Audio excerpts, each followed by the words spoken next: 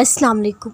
सुनो, सब्र एक दिन अपने साथ मौत से ले ही आता है। हार ना मानो, दुआ करो, इंशाअल्लाह इस बार तुम्हारी सब दुआएं कबूल होंगी। क्या पता जो तुम्हें रुकावट लग रही है वही तुम्हारी मंजिल का वसीला हो। आपको तल्ख नहीं होना, आपको बदला लेने वाला नहीं बनना, आपको चाले चलने वाला शातिर इंसान नहीं बनना।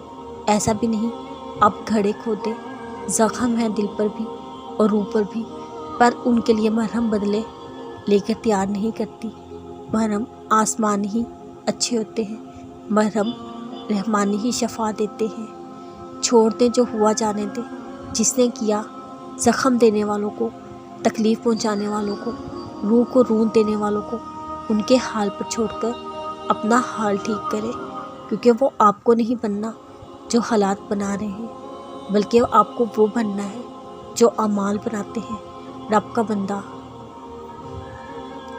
मौत से करीब है, अब अल्लाह के इस दिल से कहो ना घबराए नसीब से।